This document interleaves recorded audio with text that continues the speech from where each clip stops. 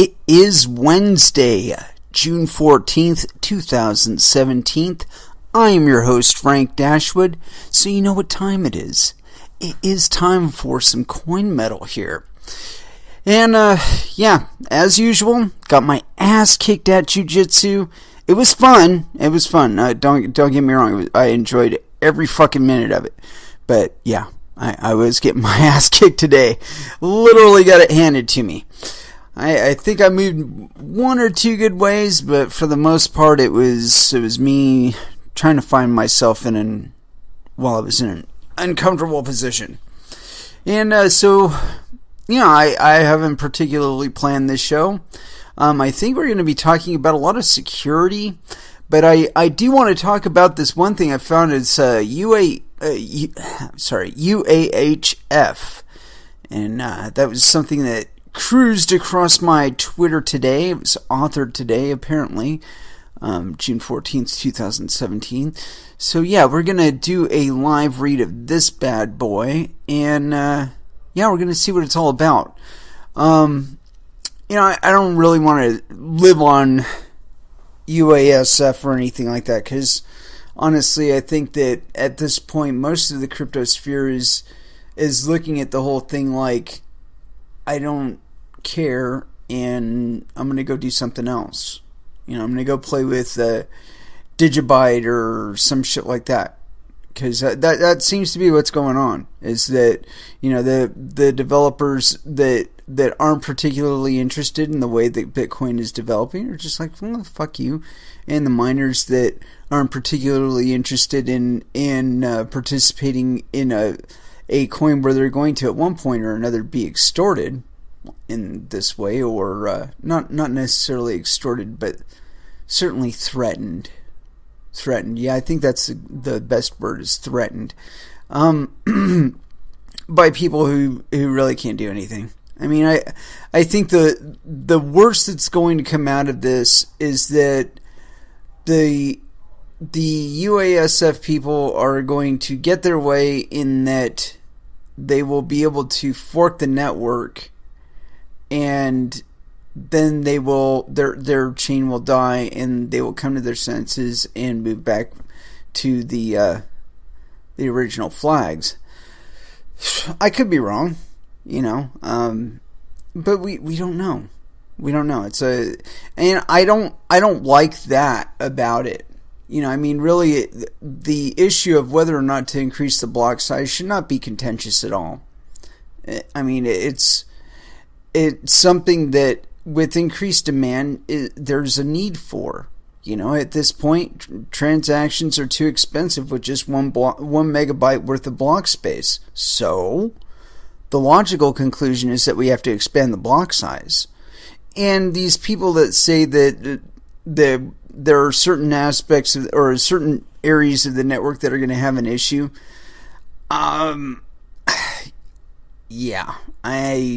I don't buy that argument.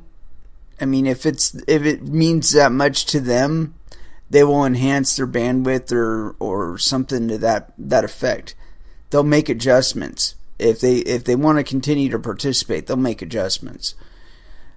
Because at 1 megabyte, okay. 4 megabytes is a lot of transactions. Certainly a lot more incentive to get on the ball with enhancing one's output capability.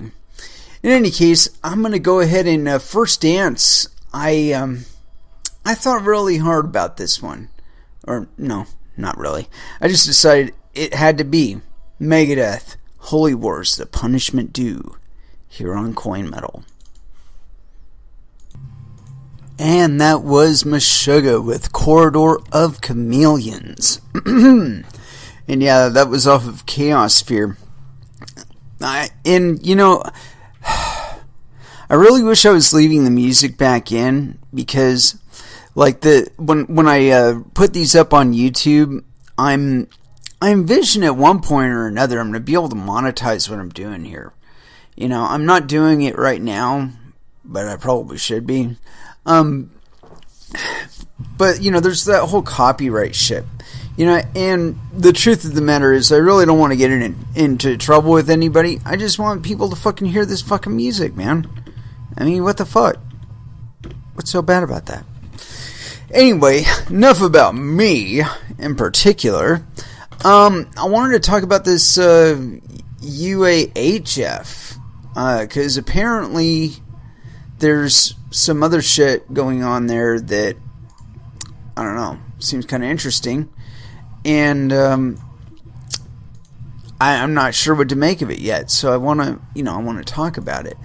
But I've got a few other things up too, and it's kind of interesting how Macintosh used to have this, or Apple used to have this real big reputation of being unhackable or whatever. It was mostly because their number of users was lower than Windows, but that's neither here nor there. In any case, I wanted to talk about this UAHF business because honestly, I haven't read anything about it.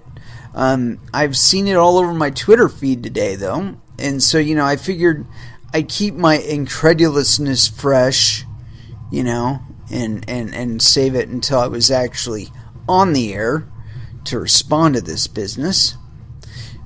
I think the whole thing is goofy. Just make a 2 to 4 megabyte block size increase and get it the fuck over with. But that's me. That's my feeling. Anyway, UAHF, a contingency plan, and this one is on bitmain.com, blog.bitmain.com. Definitions: UASF, user activated soft fork. Developers add a mandatory rule set to change the node software, invalidating certain kinds of previously valid blocks after a flag day. This method requires no mining majority to support or activate a chain split. The UASF proposal intends to make a 51% attack against the blockchain that has the majority of economic activity, and this is called a wipeout, or this attack is called a wipeout. UAHF, user-activated hard fork. Developers add a mandatory rule set to change the node software. These changes make previously invalid blocks become valid after a flag day, which do not require a majority of hash power to be enforced. Nodes with the rule set changes will follow this chain irrespective of its hash rate. The UAHF proposal is a peaceful and voluntary departure of different community members who have different opinions or visions, and it is not intended to make an attack against other blockchains, even if the UAHF chain has the higher hash rate. BIP 148 node, a Bitcoin node that has implemented BIP 148 consensus rule changes. BIP 148 chain, a blockchain that is valid according to the BIP 148 consensus rule changes. BIP 148 is a kind of UASF. Original chain, the blockchain that uses the same consensus rules in use today, as of May 26, 2017. Wipeout. If the UASF chain is activated and if the UASF chain gains the majority hash rate, then the nodes following the original chain will reorganize and begin to follow the UASF chain. In such an event, a significant number of financial transaction records will disappear. This is a risk that UASF nodes impose on nodes intending to follow the original chain. In contrast, a UAHF does not threaten the nodes following a different rule set with the same risk. Bit 1. The BIP9 version bit in a block header used to signal for segregated witness activation. Stagnation risk. A blockchain without mining support may suddenly stop being extended because the economic incentive for the miners is low. a minority fork like UASF is under serious risk of permanent stagnation. Background. On May 24, 2017, a significant economic majority, more than 80% of the entire hashing power and 80% of transactions, source software, or service of the Bitcoin industry came to an agreement in New York, the New York Agreement, on tangible steps to scale Bitcoin in the near future. Representatives of Bitcoin Core declined the invite to attend this meeting. This agreement is the hard work of those who sincerely believe in Bitcoin and those entrepreneurs or investors who have strong financial interest in scaling Bitcoin quickly and unitedly. Bitmain is a supporter of the agreement. We support the agreement and we want to make it happen as soon as possible.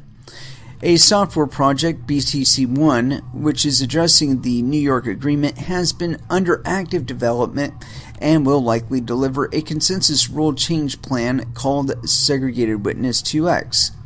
The testnet 5 for Segregated Witness 2x is already alive. Alpha version of the software will be released on June 16th, and everything is still on time.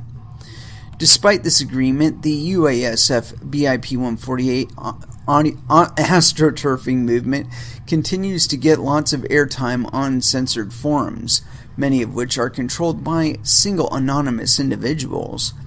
Many of the software developers who work in a software project called Bitcoin Core are also supporting it. BIP-148 poses a significant risk for the Bitcoin ecosystem, so we are preparing a contingency plan to protect the economic activity on the Bitcoin blockchain from this threat. The New York Agreement is also continuously and intentionally sabotaged by a group of software developers working on Bitcoin Core. We must also be prepared for the disruptive risk that UASF activation will bring to the Bitcoin network. The New York Agreement is very conservative and aimed at bringing peace within the Bitcoin community on a simple but artificially escalated scaling issue. If somehow the New York Agreement cannot prevent a chain split, we will have to be prepared. The purpose of this blog post is to announce our UAHF contingency plan for UASF BIP-148. Why we need a contingency plan against BIP-148.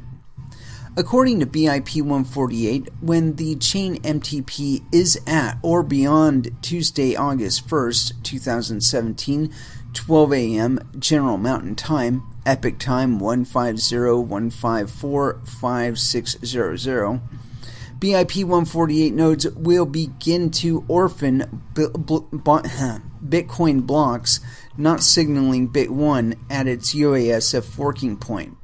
This consensus rule change makes the rule set smaller than the original chain before BIP-148 activation. BIP-148 nodes will follow the new BIP-148 chain if there is any more than 0 hashing power supporting it. If the hash rate backing the chain is 0, BIP-148 nodes will find their chain unable to be extended. If there is hash power supporting the BIP-148 chain, it does not need to be a hash rate majority to allow the chain to be extended. Even if there is only one person solving hashes by hand, given enough time, the BIP-148 chain can be extended by another block. According to the existing hash rate distribution, some well-known mining pool operators have stated that they will support the UASF by allowing miners choice, although their total hash rate is not enough to secure a majority. A company hiring many crucial Bitcoin protocol developers controls some of its own small hash rate now, according to its CEO. So the Bitcoin network is at a high risk of being split on August 1st, 2017. BIP-148 is very dangerous for exchanges and other businesses. There is no sign of significant economic support behind BIP 148, and when it is alive as a blockchain, the economic support would most likely be based on speculation. The mining actively behind a UASF change may stop without notice, and investors who buy in the BIP 148 propaganda may lose all their investment. Any exchanges that decided to support a UASF token after the forking point need to consider the stagnation risk attached to it. There is no replay protection on a BIP 148 chain. Transactions will be broadcast on both chains, and users cannot prevent them from being confirmed on both. Exchanges must stop withdrawals and deposits at the forking point for some time and deploy their own coin splitting methods. If you want to learn more, please read from the references section of this post, Mitigating Bitcoin Forking Risk During Network Upgrade. The UASF chain represents a risk of the original chain being wiped out. If there is no contingency plan, all economic activity that occurs on the original chain after the UASF forking point will face the risk of being wiped out. This has disastrous consequences for the entire Bitcoin ecosystem. UASF is an attack against users and enterprises who disagree with activating segregated witness right now without a block size increase, which is a very important clause in the Hong Kong Agreement made by the global Bitcoin community in February 2016. The chain reorganization risk is more significant than imaged, as analyzed by Peter R. in BIP 005, and let's click on that too. Rationale for reorganization protection.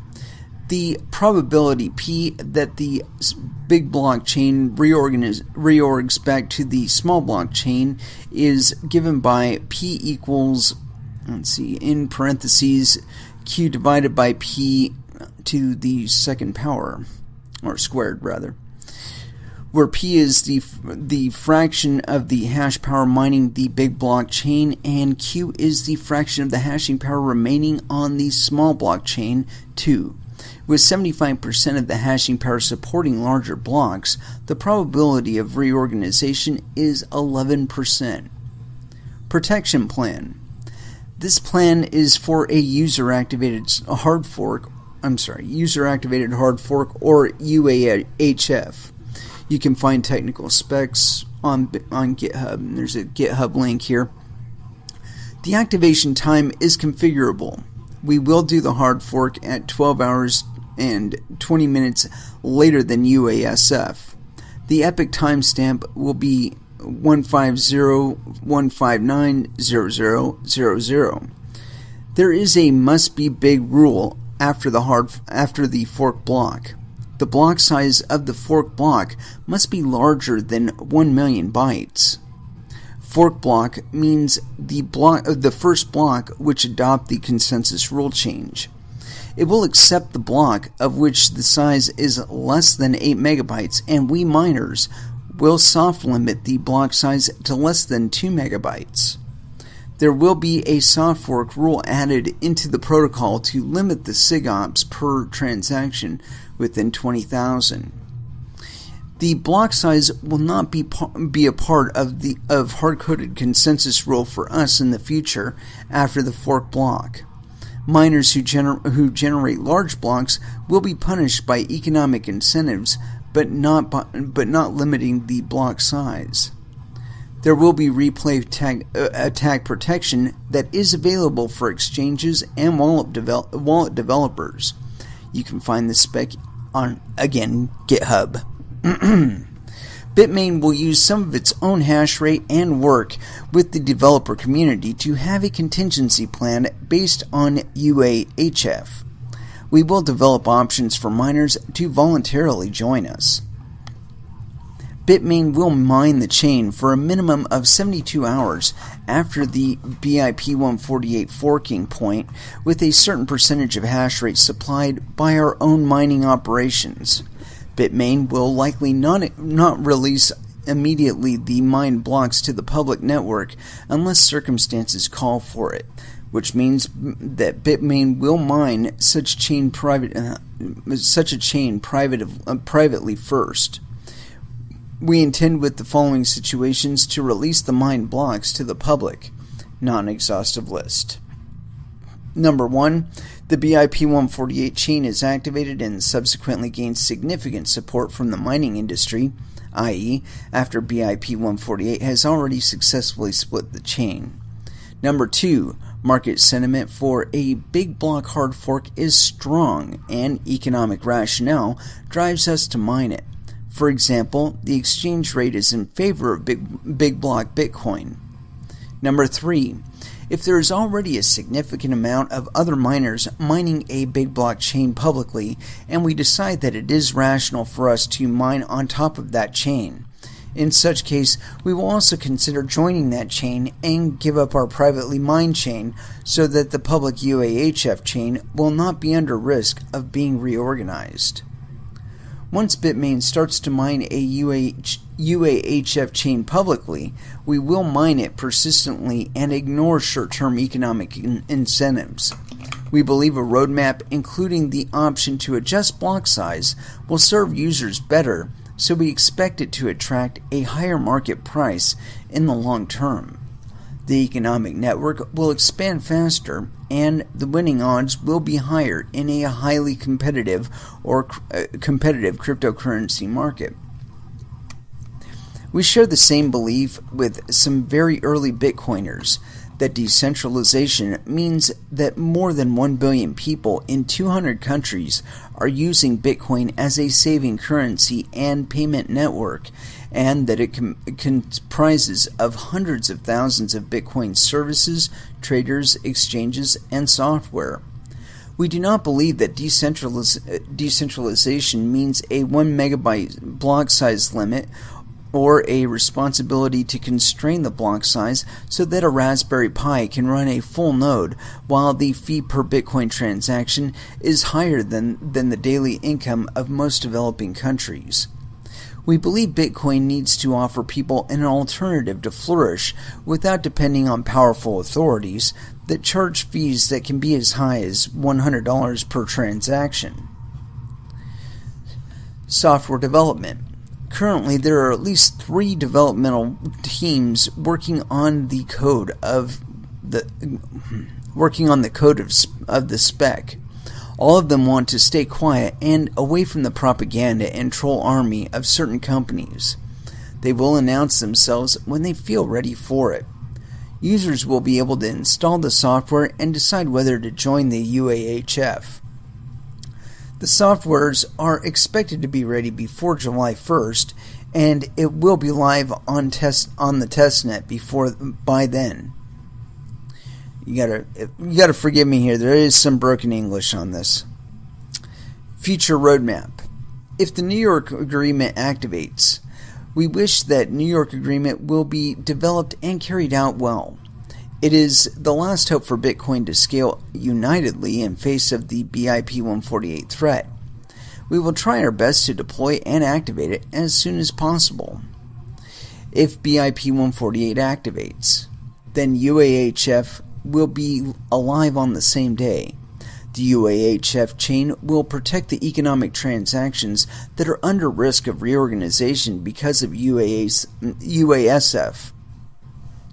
Later, we will support the activation of SegWit on the UAHF chain if there is no patent risk associated with SegWit and if the arbitrary discount rate of witness data segment is removed. The weight parameter, which is designed for artificial rates, may need to be deleted, and we need to be frank and straightforward in the software code about different limitations on different kinds of blocks and other parameters. A SegWit without the artificial discount rate will treat legacy transaction types fairly, and it will not give SegWit transactions an unfair advantage. It will also help the capacity increasing effect of segregated witness more significantly than with the discounted rate. We will also push for and encourage changes in code in main block or in extension block that will make Lightning Network run more safely and reliably than Core's present version of Segregated Witness does. Extension blocks will be developed as a framework to encourage multiple protocol development teams to bring innovations and capacities into the Bitcoin protocol.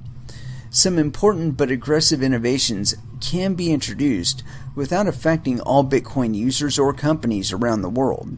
This will accelerate the innovation of the Bitcoin protocol. Sidechains will also be encouraged after the associated security issues have been reviewed by the technical community. Miners are generally driven by the hope that Bitcoin will be a success. We will encourage and help various multi-layer solutions come into production.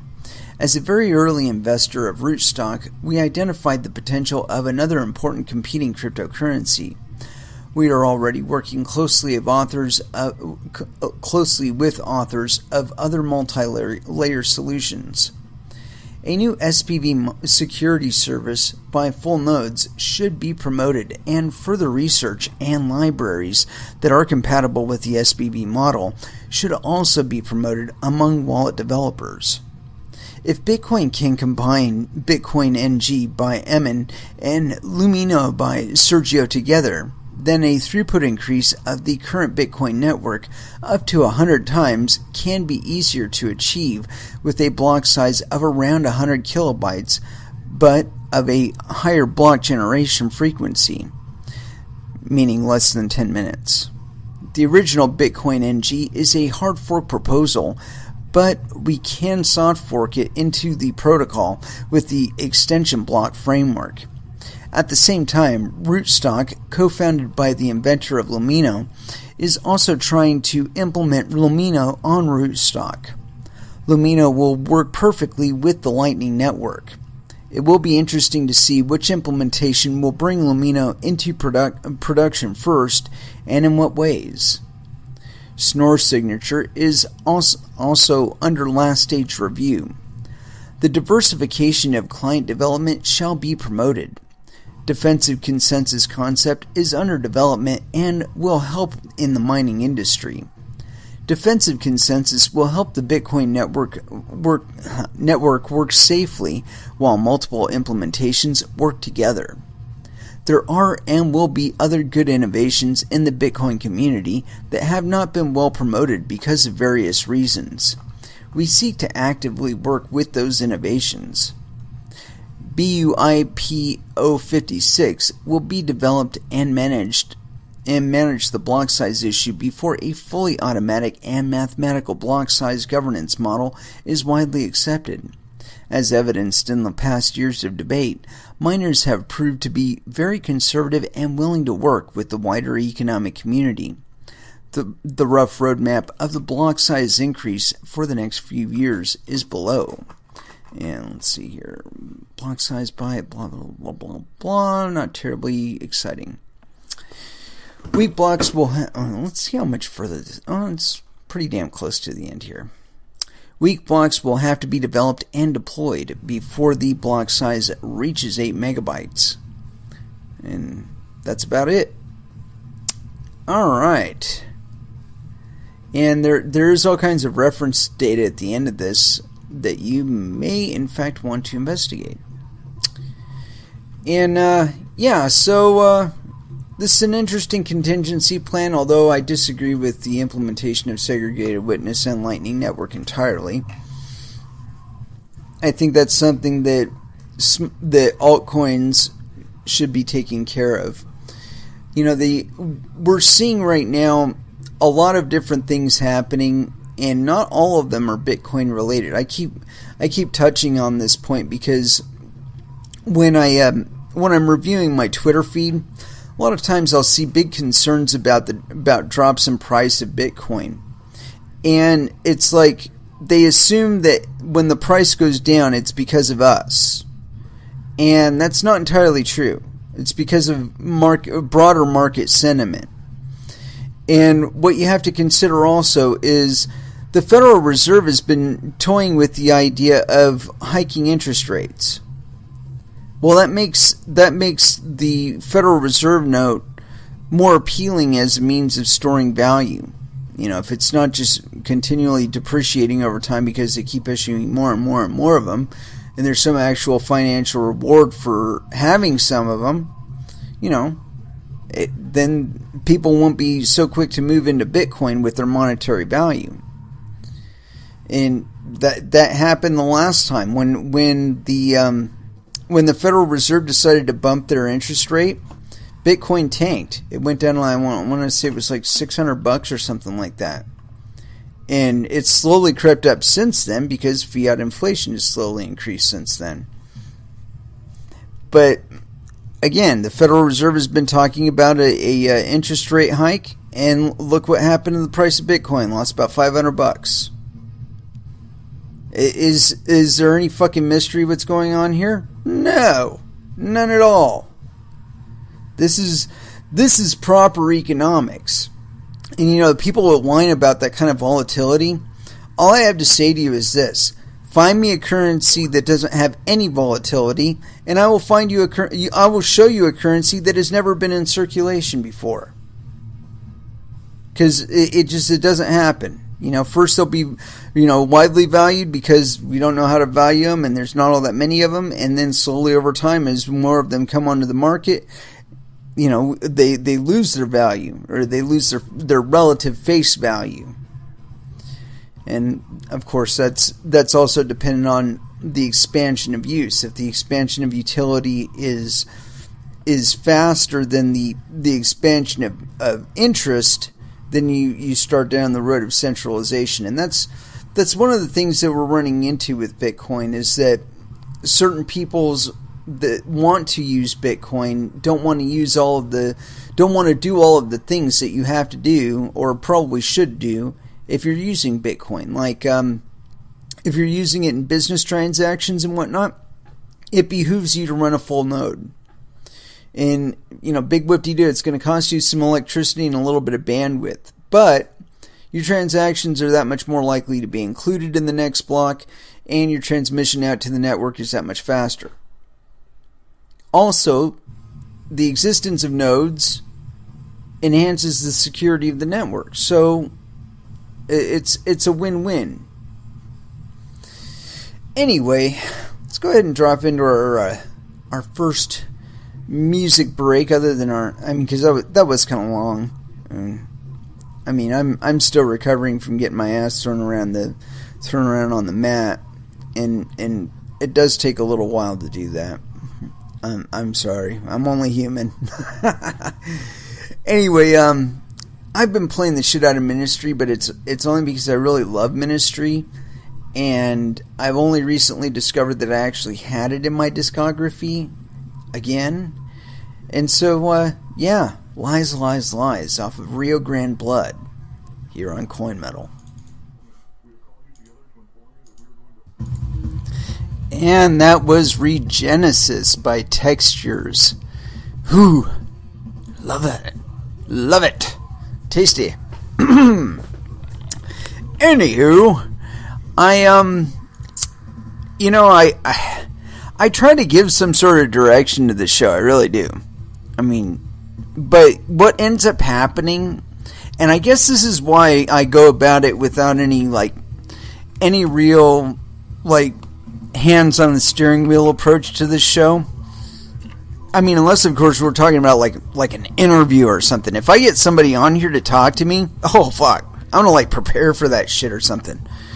But the reason I don't want to drive it too much is because what happens is I'll get on here, I'll get a basic idea of what I want to do, right? And then I'll go back and I'll post the songs for the, on the Twitter feed and on Facebook. And when I do that, I'll come across a fucking article on my Twitter feed, and I'm like, oh fuck, I gotta read that thing.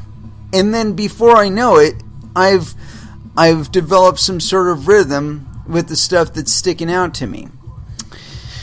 And we've kind of started on a saga on this show, And it's my assertion that these ideas of trying to regulate cryptocurrencies and whatnot, that they're kind of like the mutually assured destruction of our age.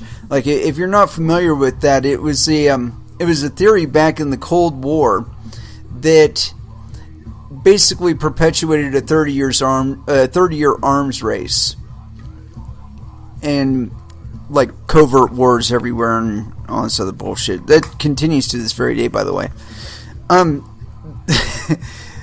The point being that both sides were constantly in this state of tension where, one side had to, put nukes in a strategic position, and then the other side would look at that and say, well, gosh, we gotta develop some sort of defensive capability to take care of that business.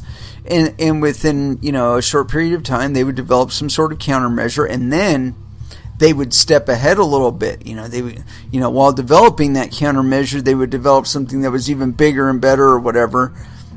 And that would motivate the other side. Oh shit, these guys got that. Oh, we got to have that too. We got to not only have that, but we got to be able to counter that too. And in the whole investigation process of doing that, they come up with something even better. And so, like I said, this like escalated over the last 30 years or 40 years, and probably even to this day. And so the mutually assured destruction, like I said, it's this idea that if they launch, you got to be able to launch and kill them too. But you got to be able to launch before they kill you. And so I think that cryptocurrency regulation is exactly that at this time, where different constituencies are looking at it and saying, well, if we're the ones that put the foot on the throat, we're going to be missing out on all the innovation that this could bring to our civilization and get us ahead of everybody else. And I don't know if you've noticed this or not, but AI and robots are kicking the majority of us out of jobs over the next generation. So, where is there to be? You got to be in things like development, and you got to be in things like money and electricity and lighting and shit like that. And like solar, definitely developing renewables and those kind of things. Because I've long asserted, and I will till my dying day, I believe that resources are between the ears of human beings. You have to see the problem, see potential solutions, think about it, develop the resource and capacity to deal with the problem. That's pretty much it. That's what we do. And this whole idea that, we're running out of resources and we're going to suck the world dry. Fuck that bullshit. We are on the verge of so many different fucking breakthroughs at this point. There's just no point in retaining that kind of depressive mentality. There's just no point to it. None. If you own any significant plot of land, you should be planting something on it. And I don't give a fuck what it is. Pot or tomatoes or potatoes or corn or, it's all relatively simple to grow. But when you do that, you've created an asset, or rather a commodity that could be traded for other things. You could be doing a cryptocurrency exchange amongst you and friends. Set up your own little network with your own little coin, and that would be your mutual medium of exchange for, purchasing services and products from one another, and you maintain your own network. See, I think that that's really the development that this shit is going to take off in. Because originally when we were first starting in Bitcoin, or when I was first starting in Bitcoin, the concern wasn't, I'm going to get rich tomorrow. The concern was, am I receiving blocks? Am I transmitting? Are you receiving my blocks? Am I connected still? That was the concern. It was just making it work. It was creating a network that people will be able to reliably be able to transact monetary value from one person to another. That was the concern. And ultimately, I think that is the concern that's going to persist for forever. That no matter what the medium of exchange is, and no matter how widely it's circulated, the ability to transact it, and that, I send it, you receive it, that's it. That's all that's going to matter soon enough. And that you're able to get it from that medium to another medium that you'd be able to exchange it and have some greater exchange rate, whether it be a global one or just local one. I don't know. But all markets are local. Anyway, so as I was saying, when I went on my Twitter feed and I found this article, and it's by our friend Tyler Durden, although I don't think that's his real name. You won't believe this stupid new law against cash and Bitcoin. Oh, actually, this is authored by Simon Black via sovereignman.com. And you know what? We might just click on that so they get the click through for it. Yeah, fuck yeah. So yeah, Simon Black this is authored June 14th, 2017. This one is almost too ridiculous to believe. Recently, a new bill, and you know what? We're going to fucking click on that one too, because I think we got a show here. Recently, a new bill was introduced on the floor of the U.S. Senate entitled pleasantly, Combating Money Laundering, Terrorist Financing, and Counterfeiting Act of 2017. You can probably already guess its contents. Cash is evil. Bitcoin is evil. Now they've gone so far to include prepaid mobile phones, retail gift vouchers, or even electronic coupons. Evil, evil, evil, and evil. These people are certifiably insane. Among the bill's sweeping provisions, the government aims to greatly extend its authority to seize your assets through civil asset forfeiture. Civil asset forfeiture rules allow the government to take whatever they want from you without a trial or any due process. The new bill adds a laundry list of offenses for which they can legally seize your assets, all of which pertain to money laundering and other financial crimes. Here's the thing, though. They've also vastly expanded on the definition of financial crimes, including failure to fill out a form if you happen to be transporting more than $10,000 worth of monetary instruments. Have too much cash? You better tell the government. If not, they're authorizing themselves in this bill to seize not just the money you didn't report, but all of your assets and bank accounts. They even go so far as to specifically name safety deposit boxes among the various assets that they can seize if you don't fill out the form. Yet another reason to consider storing cash, gold, and silver in an overseas safety deposit box, safely out of their jurisdiction. This is unbelievable on so many levels. It's crazy to begin with that these people are so consumed by the fact that someone has $10,000 in cash. But it's even crazier that they're threatening to take everything that you own merely for not filling out a piece of paper without any due process whatsoever. Oh, and on top of civil asset forfeiture penalties, there are also criminal penalties. Right now, according to current law, they can imprison you for up to 5 years for not filling out the form. 5 years! But apparently that doesn't go far enough to protect us against evil men in caves. So this bill aims to double the criminal penalty to 10 years in prison. And if that wasn't enough, this bill also gives them with new authority to engage in surveillance and wiretapping, including phone, email, etc., if if they have even a hint of suspicion that you might be transporting excess monetary instruments. Usually, wiretapping authority is reserved for major crimes like kidnapping, human trafficking, felony fraud, etc. Now we can add cash to that list. It's not just government spy agencies to worry about either. Banks in the U.S. are already unpaid government spies required by law to fill out suspicious activity reports on their customers. Then Congress started expanding those requirements to include other businesses and industries that might come into contact with cash. Stockbrokers, casinos, currency exchanges, precious metal dealers, pawnbrokers, the post office.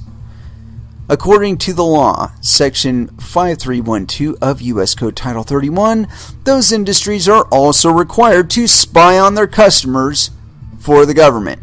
But, under this new bill, they want to forcibly recruit even more unpaid spies, including any business which issues or redeems anything that's prepaid. Prepaid credit cards, prepaid phones, prepaid retail gift cards, prepaid coupons. So, Amazon.com, which issues and redeems prepaid gift cards, will be required under this bill to file reports to the government.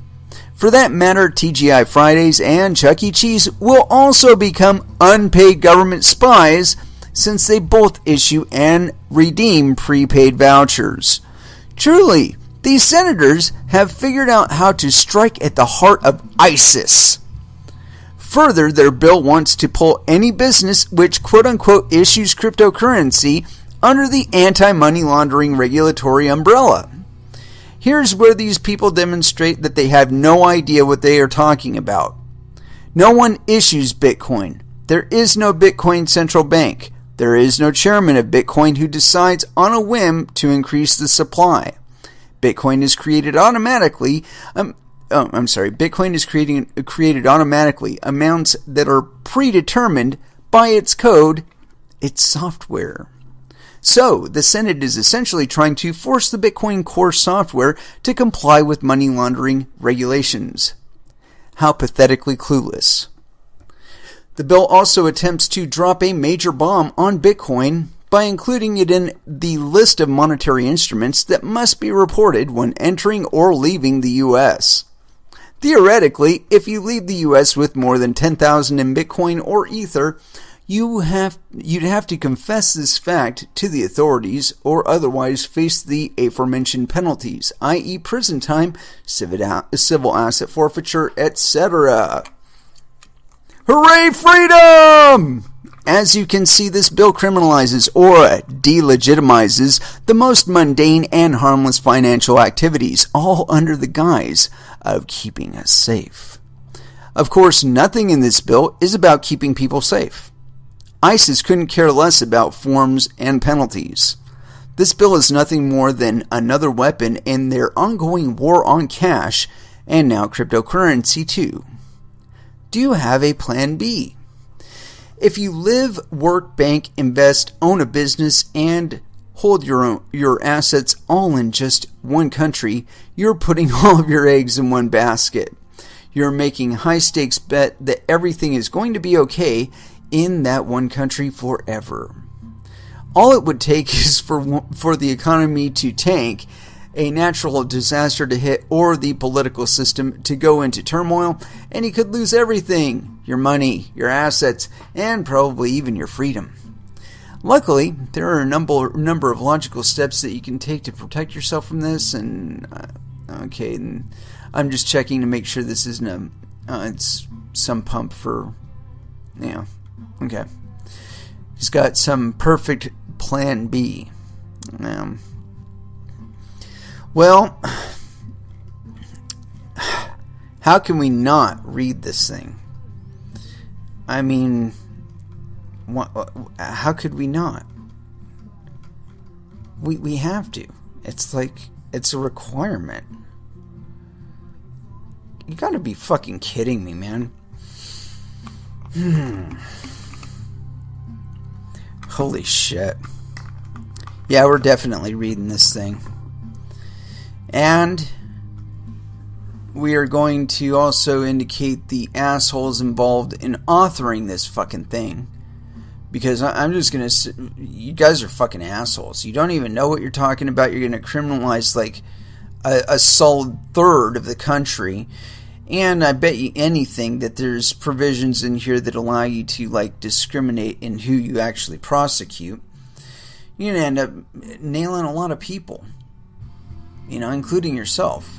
Because now we have blockchains. And we can tell where your transactions go too. So anyway, we're going to read this fucking thing. And let's see, how many pages is this thing? I mean, the scrolly sidebar isn't too thin, so it's not like excessively long. Let's see how many pages it is. Pages. Give me a page number for Christ's sake. Oh my God. There's subsections and subdefinitions and subdefinitions. There's not a fucking page number on this thing. I guess this is just one page in the U.S. government. It's not terribly long, but it's probably long enough to piss me off. So, we're going to read it. Let's see. To improve the prohibitions on money laundering and for other purposes. In the Senate of the United States, May 25th, 2017. And you know what? I hold on one moment. Before I venture too much into this thing, I need to make a couple adjustments here. For one, I want to actually announce I'm doing it. And so, yeah, you know, I am going to put one song on, and it's going to give me plenty of time to get everything all situated here. And, wow, what to put on? Cannibal. Yeah, that's got to be it. It's going to be Static X Cannibal. It's going to give us about 3 minutes, and then I'm going to have the announcements up. And, yeah, we're definitely going to read this fucking thing. Alright, I'll be right back. Cannibal by Static X here on Coin Metal. And that was Static X with Cannibal. I thought it was terribly appropriate considering exactly the effect this kind of legislation could have on the American people. It would certainly cannibalize the people. Anyway, so here it is. To improve the prohibitions on money laundering. Okay, and this is, let's see, 115th Congress for Session S.1241. To improve the prohibitions on money laundering and for other purposes. In the Senate of the United States, May 25th, 2017, Mr. Grassley for himself, Mrs. Feinstein, Mr. Corrin, and Mr. Whitehouse, including the following bill. Introduced the following bill, which was read twice and referred to the committees on the judiciary. A bill to improve the prohibitions on money laundering and for other purposes.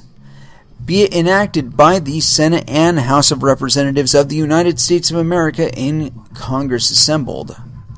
Section 1, short title, Table of Contents. And I'm not going to read through the Table of Contents. Just make sure that there's nothing.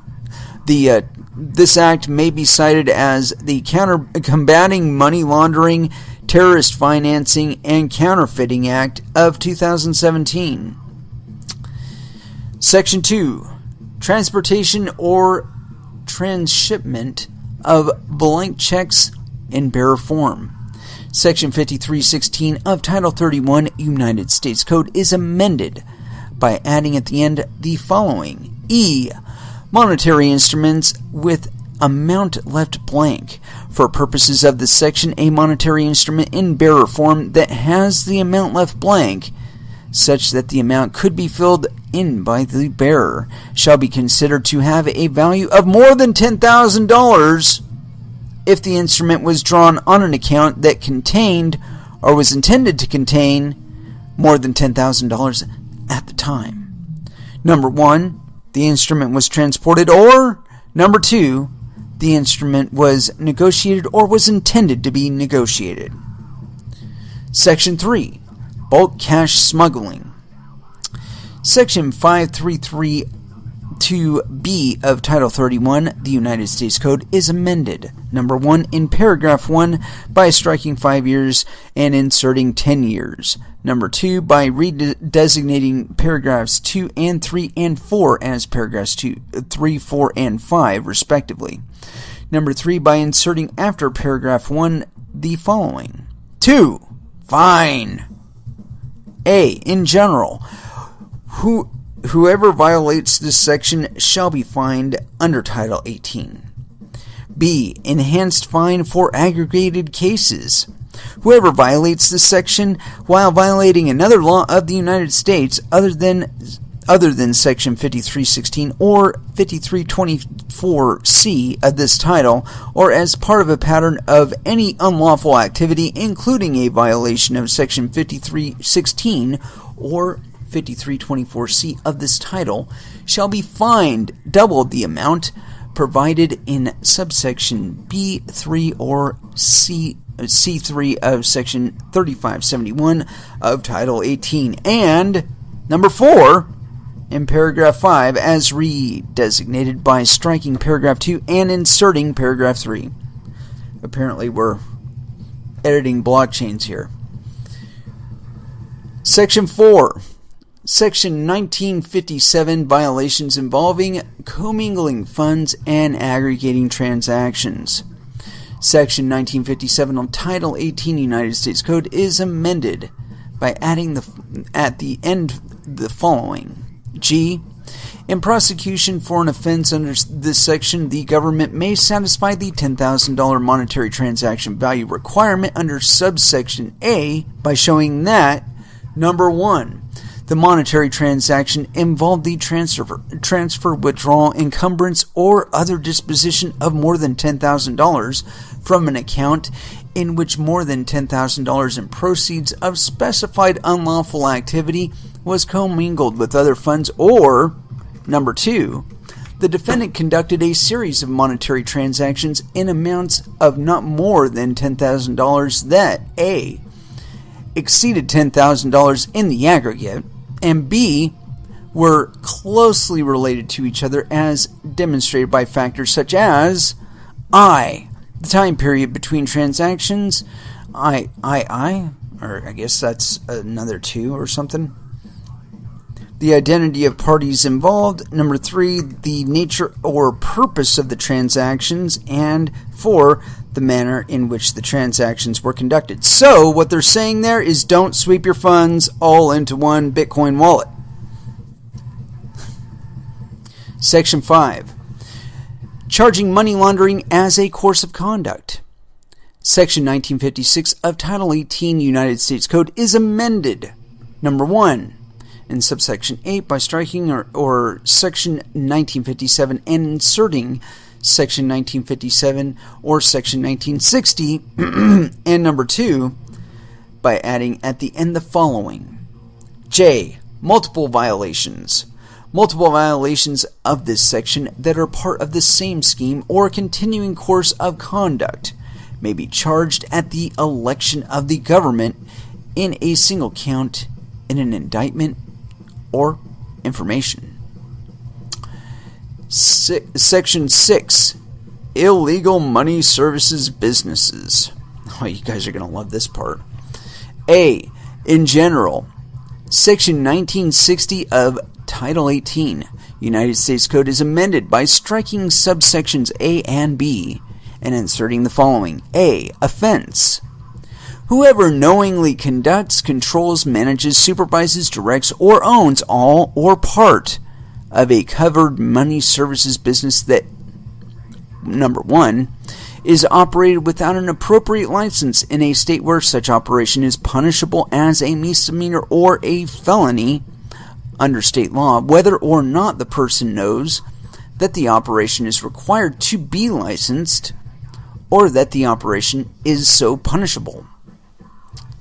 So yeah, you can't claim ignorance. 2. fails to comply with the money service business registration requirements under Section 5330 of Title 31 or regulations prescribed under that section, whether or not the person knows that the operation is required to comply with those registration requirements, or 3, otherwise engages in transactions involving funds that the person knows to have been derived from a criminal offense or are intended to be used to promote or support unlawful activity. Shall be punished as provided in subsection B. B. Criminal penalty. Any person who violates, number 1, subsection A, shall be fined in accordance with this title, imprisoned for not more than 5 years or both. And I believe that was amended up above as 10 years. Number 2, subsection A, by conducting, controlling, managing, supervising, directing, or owning all or part of a covered money services business that engaged in activity as a covered money service business involving more than $1 million during a 12-month period, or by engaging in a transaction or transactions involving more than $1 million during a 12-month period, shall be fined double the amount provided in subsection B3 or C3 as applicable of Section 3571, imprisoned for not more than 10 years or both. C. Definitions. In this section, number 1, the term covered money services business means a money service business as defined in subsection 5330 of Title 31 or any regulations prescribed under that section that A, operates on behalf of the public, and B, affects interstate or foreign commerce in any manner or degree, and 2, the term state means any state of the United States, the District of Columbia, the Northern Mariana Islands, and any Commonwealth, territory, or possession of the United States. B. Technical and conforming amendments. 1. Section 1960 of Title 18, United States Code. A. Section 1960 of Title 18 United States Code is amended in the section heading 1 by striking unlicensed and inserting illegal, and 2 by striking transmitting and inserting services. So, yeah, apparently they're getting around you with the idea of transmitting, and they're probably going to define mining as services. Congratulations, U.S. miners. If this fucking shit passes, you guys are all fucked. B. Table of sections. The table of sections for Chapter 95 of Title 18 United States Code is amended by striking the item relating to Section 1960 and inserting the following: 1960 Prohibition of illegal money services businesses. 2. Section 5330 of Title 31 United States Code. A. Headings. Section 5330 of Title 31 United States Code is amended: 1. In the section heading by striking transmitting and inserting services. 2. In subsection C. 1. In subsection heading by striking transmitting and inserting services. And again, those are all transmitting and services, transmitting and services, transmitting and services. Text. Section 5330 of Title 31 United States Code is amended: B. By striking money transmitting business. Each place that term appears, and inserting money service business. Dude, haven't these people ever used find and replace in a fucking document creation? I don't get it. Because I mean anyway. By striking money transmitting business, each place that term appears, and inserting money services business. And number 2, in subsection A3, by striking money transmitting businesses and inserting a money service business. C. Table of sections. The table of sections for Subchapter 2 of Chapter 53 of Title 31, the United States Code, is amended by striking the item related to Section 5330 and inserting the following. 5330, Registration of Money Services Businesses.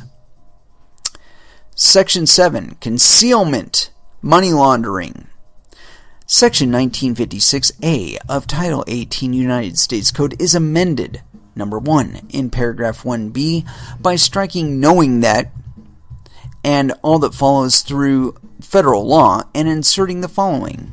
B, knowing that the transaction 1. Conceals or disguises or intended to conceal or disguise the nature, source, location, ownership, or control of the proceeds of some form of unlawful activity, or 2. Avoids or is intended to avoid a transaction reporting requirement under state or federal law, and number 2 in paragraph 2B by striking knowing that and all that follows through federal law and inserting the following. B. Knowing that number 1, the monetary instrument or funds involved in the transportation, transmission, or transfer represent the proceeds of some form of unlawful activity. And number 2, the transportation, transmission, or transfer, number 1, conceals or disguises or is intended to conceal or disguise the nature, source, location, ownership, or control of the proceeds of some form of unlawful activity, or number 2, avoids or is intended to avoid a transaction reporting requirement under state or federal law. So yeah, use of anonymous currencies is basically what they're saying there. Section 8. This one is a little fatter. I like it when the text is a little fatter. Freezing bank accounts of persons arrested for offenses involving the movement of money across international borders. Section 981B of Title 18 United States Code is amended by adding at the end the following. 5A. If a person is arrested or charged in connection with an offense described in subparagraph C involving the movement of funds into or out of the United States, the Attorney General may apply to any federal judge or magistrate judge in the district in which the arrest is made or the charges are filed for an ex parte order restraining any account held by the person arrested or charged for not more than 30 days, except that such 30-day time period may be extended for good cause shown at a hearing conducted in the manner provided in Rule 43C of the Federal Rules of Civil Procedure. The court may receive and consider evidence and information submitted by the government that would be inadmissible under the Federal Rules of Evidence. B. The application for the restraining order referred to in subparagraph A shall 1. Identify the offense for which the person has been arrested or charged. Number 2.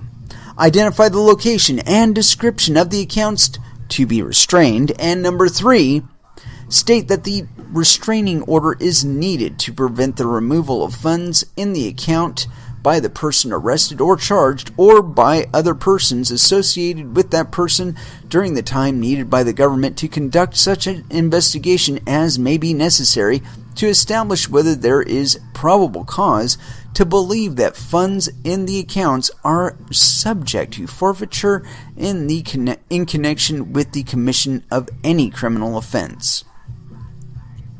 C. A restraining order may be issued under subparagraph A if a person is arrested or charged with any offense for which the forfeiture is authorized under number 1, this title, number 2, Title 31, or number 3, the Controlled Substances Act. That's 21 U.S.C. 801.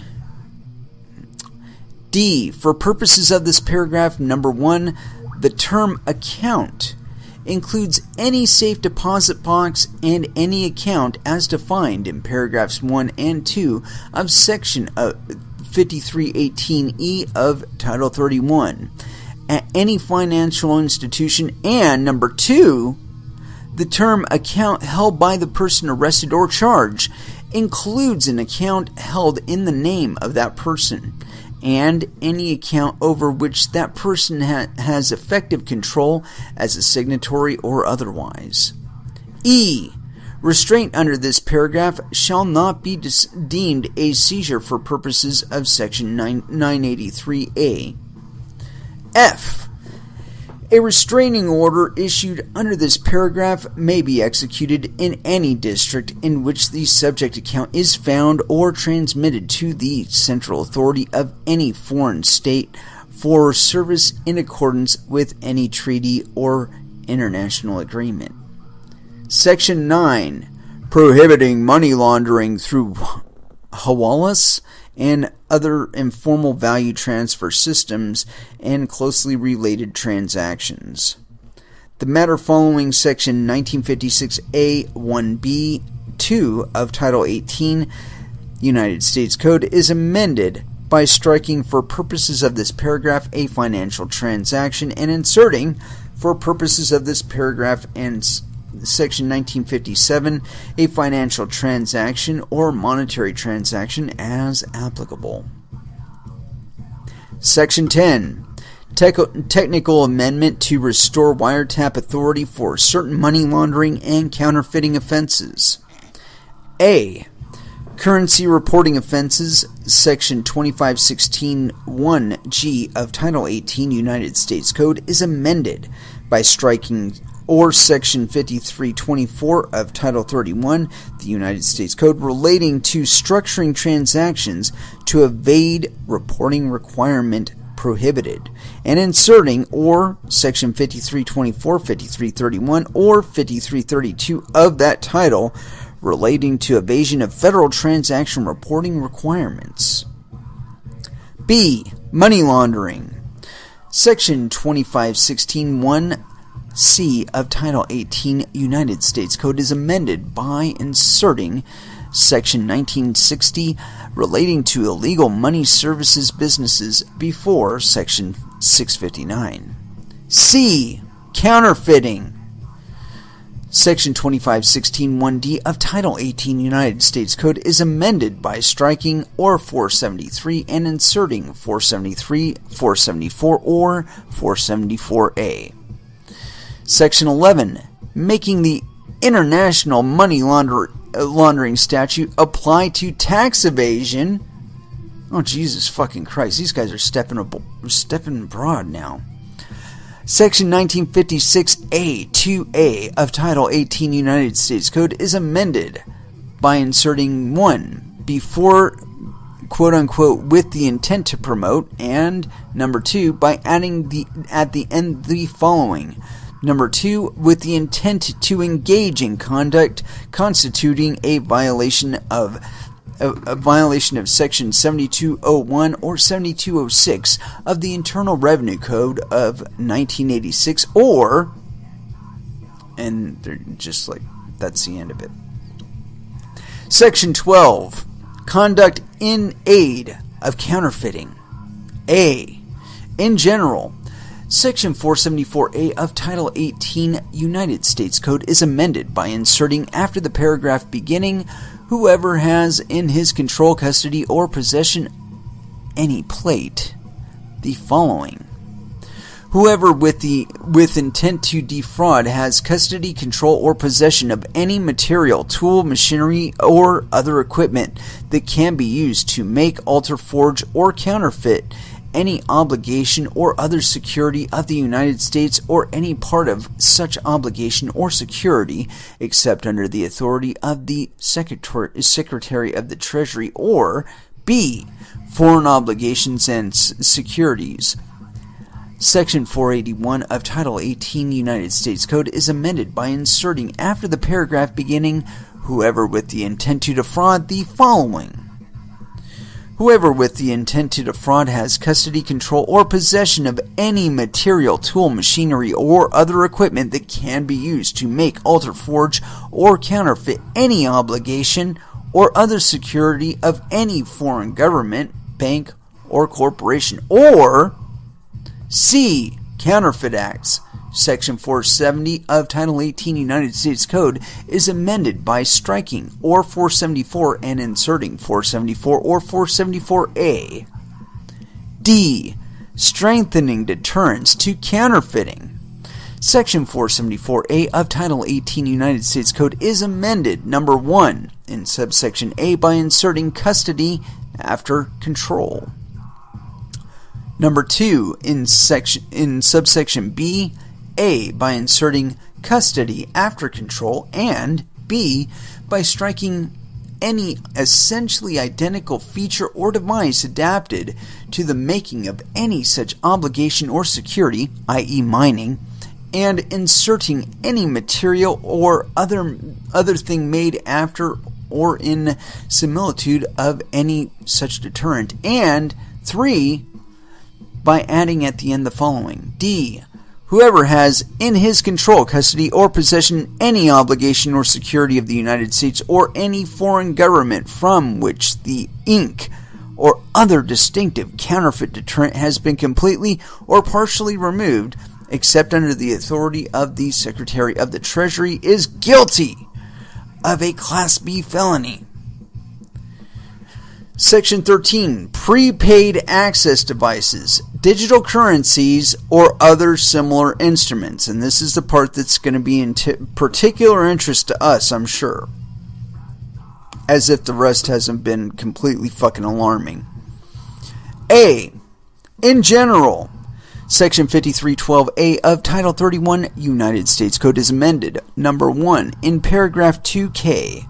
A. By inserting prepaid access devices, digital currency after money orders, and B, by inserting before the semicolon at the end the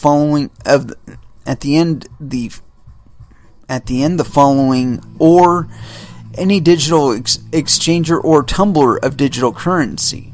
Oh shit. So, exchanges. Here you go. Number 2, in paragraph 3B, by inserting prepaid access devices after quote-unquote delivery, and 3, by adding at the end the following. 7.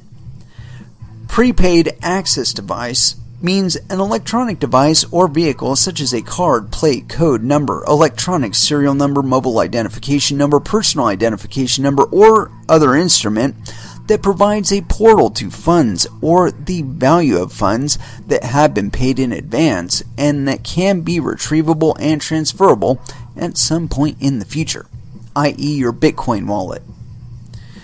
B. GAO report.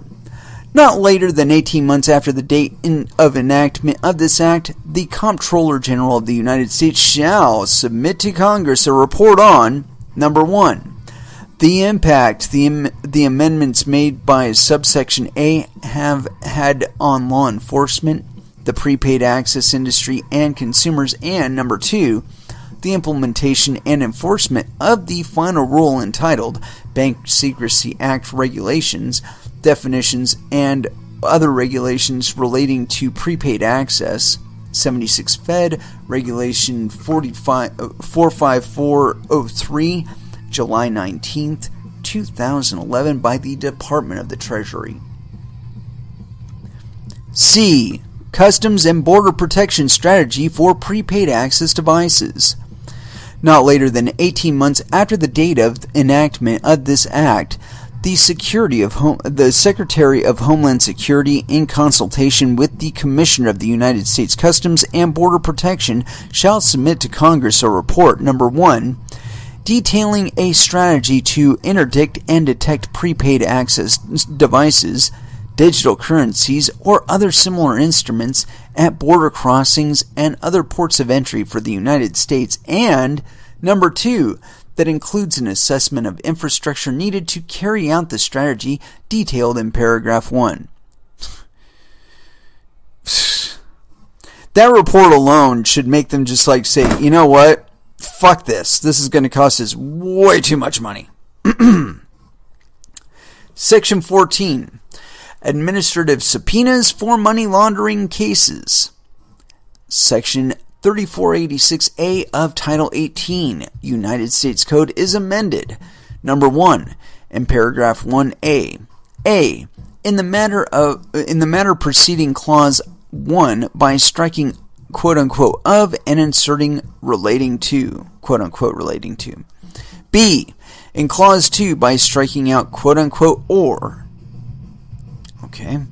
C, in clause 3, 1 by striking section 3056 and inserting section 3056A, and 2 by striking the Treasury and inserting Homeland Security, or, and D, by inserting after clause 3 the following. 4, an offense under section 1956, 1957, or 1960 of this title, or section 5313, 5316, 5324, 5331, or 5332 of Title 31, or an offense against a foreign nation constituting specified unlawful activity under section 1956 of this title, or a criminal or civil forfeiture based on an offense enumerated in this subparagraph, or for which enforcement could be brought under section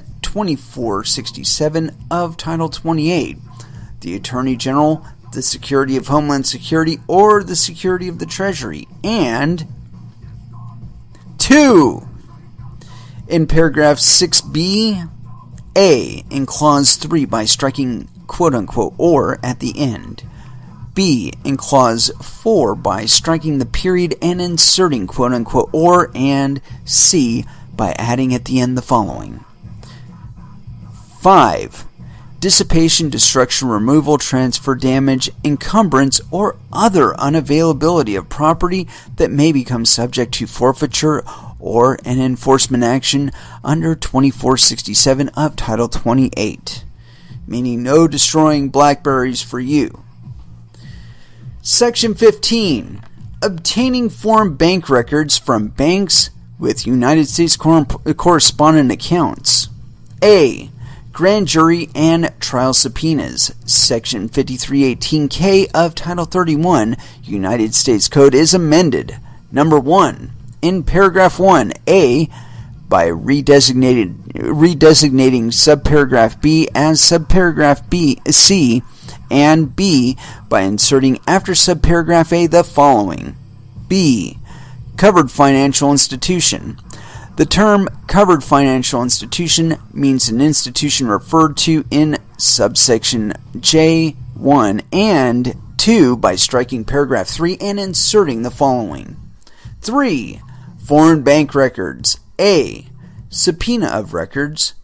1, in general, notwithstanding subsection B, the security of the Treasury and the Attorney General may issue a subpoena to any foreign bank that maintains a correspondent account in the United States and request any records relating to the correspondent account or any account at the foreign bank, including records maintained outside of the United States that are the subject of any, number 1, investigation of a violation of a criminal law in the United States, or 2, civil forfeiture action. 2, production of records. The foreign bank on which a subpoena described in clause 1 is served shall produce all requested records and authenticate all requested records with testimony in the manner described in 1 Rule 902.12 of the Federal Rules of Evidence, or 2, Section 3505 of Title 18. Number 3, issuance and service of subpoena.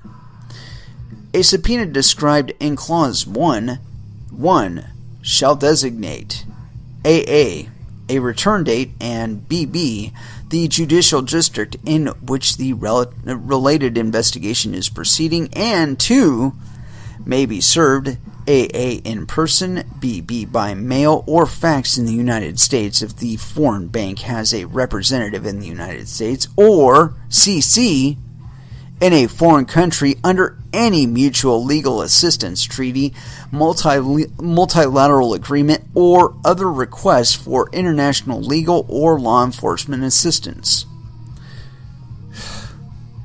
So that means basically anywhere there's like a U.S. military base or an office for the DEA, which at last count I believe was somewhere over 50. 2. Conflict with foreign secrecy or confidentiality. Oh, wait a minute. Oh, wait. My apologies. I skipped over a whole section there. 4. Relief from subpoena. 1. In general, at any time before the return date of the subpoena described in Clause 1, the foreign bank on which the subpoena is served may petition the District Court of the United States for the judicial district in which the related investigation is proceeding as designated in the subpoena to modify or quash A. the subpoena, or B. the prohibition against disclosure described in subparagraph C. 2. Conflict with foreign secrecy or confidentiality. An assertion that compliance with the subpoena would conflict with a provision of foreign secrecy or confidentiality shall not be a basis for quashing or modifying the subpoena. B. Acceptance of service. 1. Maintaining records in the United States. Any covered financial institution that maintains a correspondent account in the United States for a foreign bank shall maintain records in the United States identifying 1. The owners of such foreign bank, and 2. The name and address of a person who A. resides in the United States, and B. is authorized to accept service of legal process for records covered under the subpoena. 2. Law enforcement requests. Upon receipt of a written request from a federal law enforcement officer for information required to be maintained under this paragraph, a covered financial institution shall provide the information to the requesting officer not later than 7 days after the receipt of the request. C. Non-disclosure of subpoena. 1.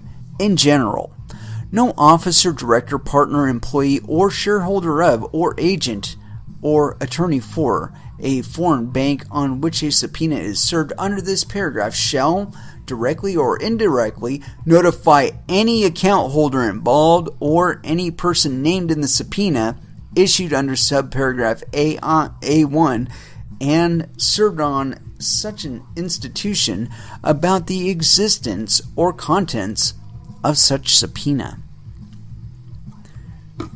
2. Damages.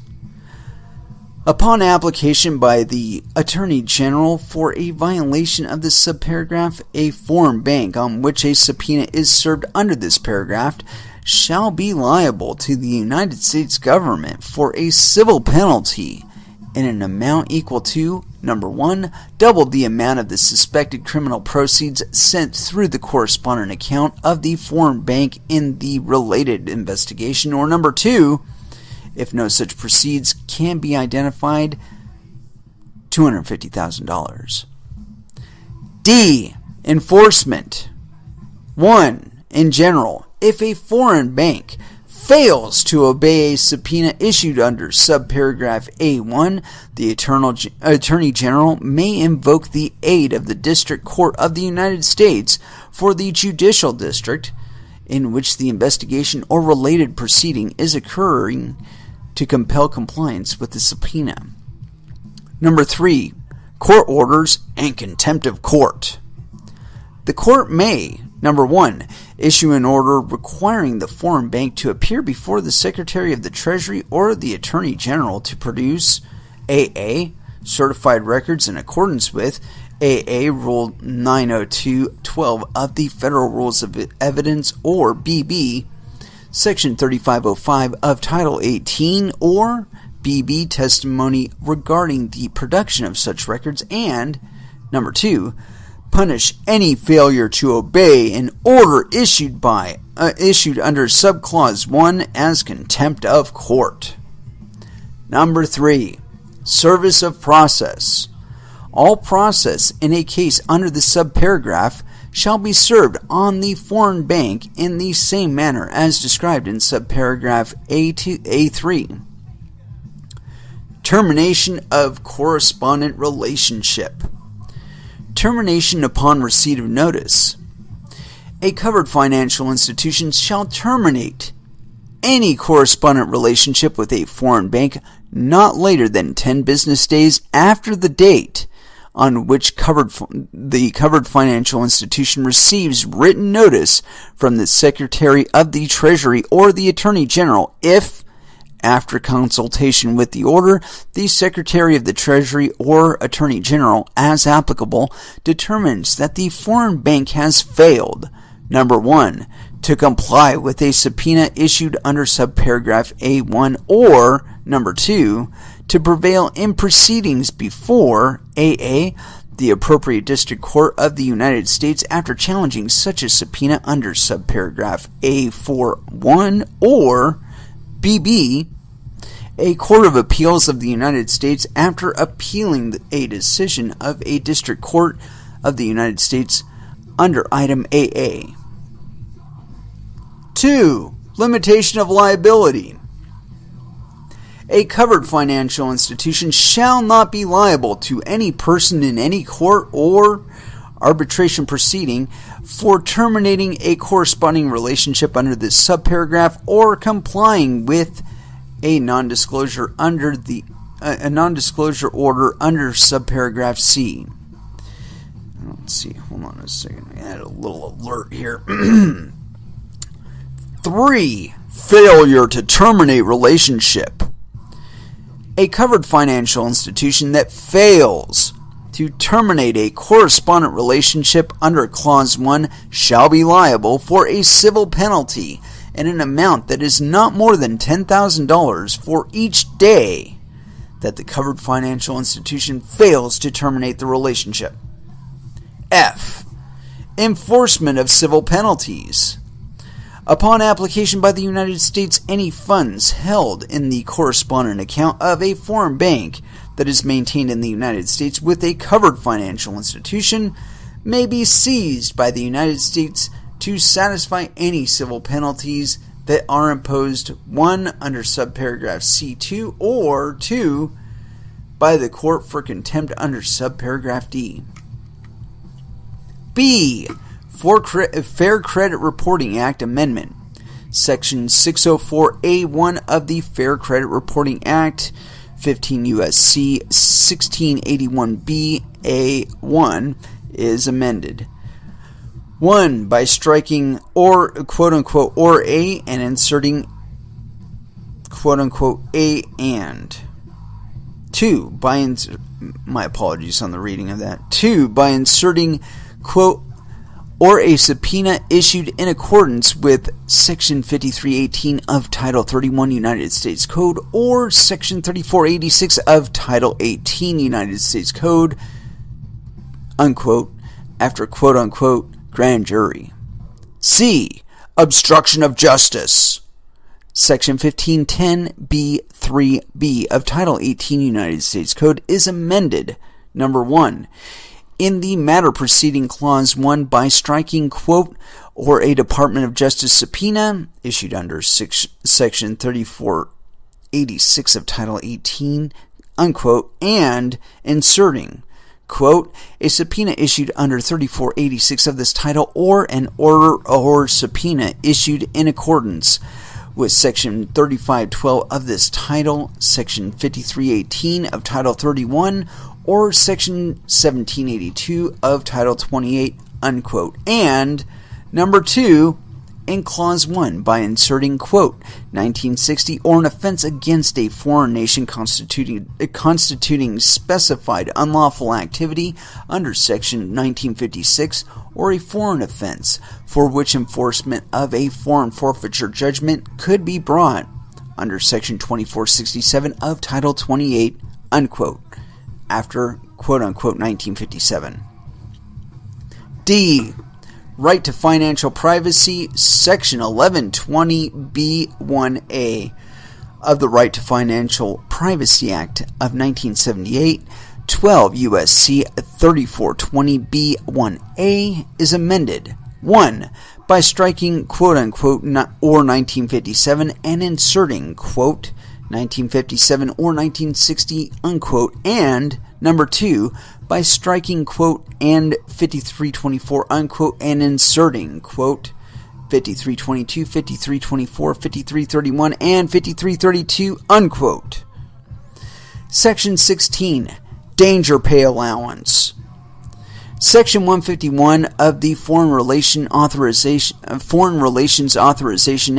Act, fiscal years 1990 and 1991, 5 USC 5928 note, is amended by striking Drug Enforcement Administration or Federal Bureau of Investigation, unquote, and inserting, quote, Drug Enforcement Administration, the Federal Bureau of Investigation, U.S. Immigration and Customs Enforcement, U.S. Customs and Border Protection, or the U.S. Secret Service, unquote. So no foreign remissions. You know, all those are going to be illegal now. You know, without a remittance. My apologies. No foreign remittance. I'm getting some sort of alert here. What the fuck? somebody wrote in the thing here. Is the solution to shoot more congressmen? I wasn't even in the right IRC chat room. I think it may be, honestly. This is like really over the top here. Over the top. So yeah, no underground foreign remittance. That's going to be illegal like 3 ways to Sunday according to this thing. Section 17, clarification of Secret Service authority to investigate money laundering. Section 3056B3 of Title 18 United States Code is amended. Number 1, by inserting quote-unquote money laundering structured transactions after, quote, documents or devices, and number 2, by striking, quote, federally insured, unquote. Interesting. Section 18, prohibition of concealment of ownership of account. No more anonymous wallets for you. A, in general. Subsection 2 of Chapter 53 of Title 31 United States Code is amended by adding at the end the following. And I don't know what that symbol is, but 5333, prohibition on concealment of ownership of account. A, in general. No person shall knowingly conceal, falsify, or misrepresent, or attempt to conceal, falsify, or misrepresent from or to a financial institution a material fact concerning the ownership or control of an account or assets held in an account with a financial institution. B, penalties. A person convicted of an offense under subsection A or a conspiracy to commit such an offense shall be imprisoned for not more than 10 years, fined not more than $1 million, or both. C, forfeiture. Number 1, criminal forfeiture. A, in general, the court, in imposing penalties under subsection B, shall order that the defendant forfeit to the United States any property involved in the offense or a conspiracy to commit such offense, and any property traceable thereto. B, procedure. Section 413 of the Controlled Substances Act, 21 U.S.C. 853, shall govern the seizure, restraint, and forfeiture of property under this paragraph. 2, civil forfeiture. A, in general, any property involved in a violation of subsection A or a conspiracy to commit such violation, and any property traceable thereto, may be seized and forfeited to the United States. B, procedure. Seizures and forfeitures under this paragraph shall be governed by the provisions of Chapter 46 of Title 18 relating to civil forfeitures, except that such duties under customs laws described in Section 981D of Title 18, given to the Secretary of the Treasury, shall be performed by such officers, agents, and other persons as designated by the Secretary of Homeland Security or the Attorney General. 3. Treatment of certain property as involved in the offense. This is going to be interesting. In this subsection, the term, quote, property involved in, quote, includes any assets credited to, attempted to be credited to, or contained in the account. D. Financial institution. In this section, the term financial institution means any entity defined under Section 5312A2 or the regulations promulgated under this title that is required to, number 1, implement a customer identification program under this title, or the regulations promulgated under this title, or 2, conduct customer due diligence under this title, or the regulations promulgated under this title. B. Table of sections. The table of sections for Chapter 2 of Subchapter 2 of Chapter 53 of Title 31, United States Code, is amended by adding at the end the following: 5333, Prohibition on concealment of ownership of account. 19. Prohibition on concealment of the source of assets in monetary transactions. A. In general, Subsection 2 of Chapter 53 of Title 31 United States Code is as amended by Section 18 of this Act is amended by adding at the end the following: 5334, Prohibition on concealment of the source of assets in monetary transactions. A. In general, no person shall knowingly conceal, falsify, or misrepresent or attempt to conceal, falsify, or misrepresent from or to a financial institution a material fact concerning the ownership or control of assets involved in a monetary transaction if, number 1, the person or entity who owns or controls such assets is a senior foreign political figure, or any immediate family member or close associate of a senior foreign political figure as set forth in this title or the regulations promulgated under this Act. And number 2, the aggregate value of the assets involved in one or more such transactions is not less than $1 million. Diplomatic immunity. B. Source of funds. No person shall knowingly conceal, falsify, or misrepresent or attempt to conceal, falsify, or misrepresent from or to a financial institution a material fact concerning the source of funds in a monetary transaction that 1. Involves an entity found to be a primary money laundering concern under Section 5318A or the regulations promulgated under this title, and number 2, violates the prohibitions or conditions prescribed under Section 5318A B5 of this title or the regulations promulgated under this title. C. Penalties. A person convicted of an offense under subsection A or B or a conspiracy to commit such offense shall be imprisoned for not more than 10 years, fined not more than $1 million, or both. D. Forfeiture. Number 1, criminal forfeiture. Didn't I already go through this shit? Oh, this must be some additional amendments.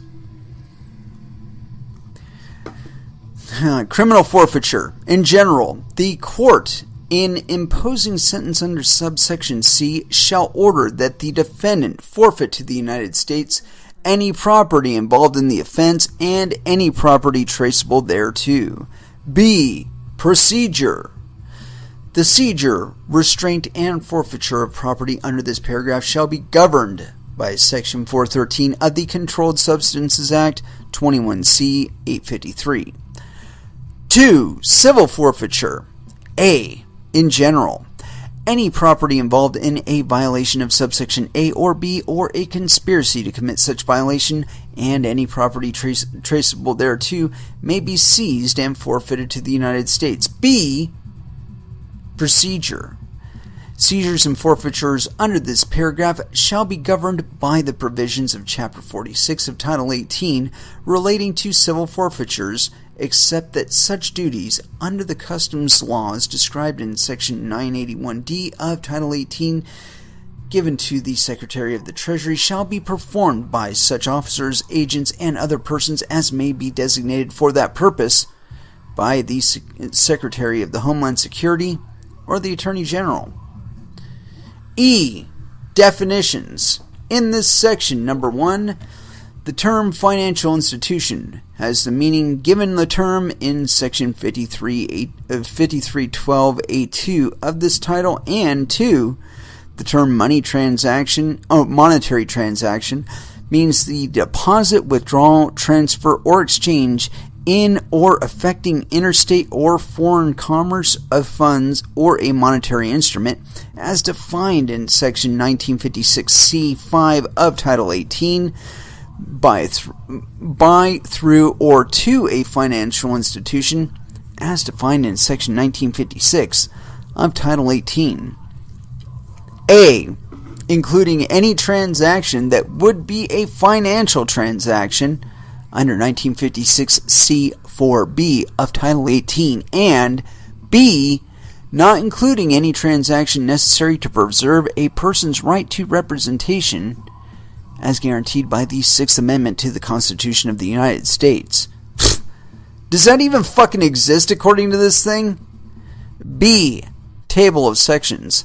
The table of sections for Subchapter 2 of Chapter 53 of Title 31 United States Code, as amended by Section 18 of this Act, is amended by adding at the end the following. 5334. Prohibition on concealment of assets in monetary transaction. Section 20. Rule of construction. Nothing in this Act or any amendment made by this Act shall be construed to apply to the authorized law enforcement, protective, or intelligence agents activities of the United States or any intelligence agency of the United States.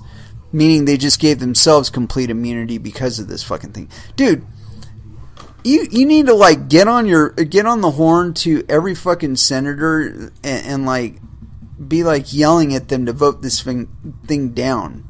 Cause this is like dictatorial control and shit. I'm sure there are other laws that have been passed just similar to this. This just expands their grasp out into the cryptosphere, and honestly, they're going to criminalize like 1 out of 3 fucking people with this thing. I mean, because whether or not you're involved in cryptocurrencies, you're probably involved in some other fucking aspect of like finance or commerce in general that's going to get sucked into this fucking thing, and before you know it, they're just going to take all your property. They're going to be like, oh, we're going to seize this so that you can't fund a proper defense. Fuck you. Find another source of money. Find somebody else to pay for your representation. You know, or you know, the court will appoint an attorney for you, and before you know it, you're in a fucking FEMA camp. Fucking sickening. Just fucking sickening, man. And the way they'll pass this thing, if they do, is they'll be like, think about the children. Think about the children. Yeah, think about imprisoning the fucking children, because I guarantee you, one of your fucking kids is going to get sucked up into this thing. They're going to be trading Pokemon cards in the presence of a federal agent, and that'll be it. That'll be it. If there's any kind of monetary value associated with the Pokemon cards, you know, if like somebody has a Mt. Gox type exchange except for Pokemon cards, and you happen to do a transaction in the presence of a federal agent and you didn't fucking report it, oh my god, 10 years for you, buddy. $1 million, please. Don't pass go. Fuck you. Go die in a cell somewhere. Because that's what we want for you. We're going to fucking recycle you for a more compliant constituency. Anyway. Enough of that shit. Let's go ahead and dive into some music. And that thing was a little bit long. Left me a little winded. A little raspy. Gotta get some water. Anyway, Tool. Vicarious. Here on Coin Metal.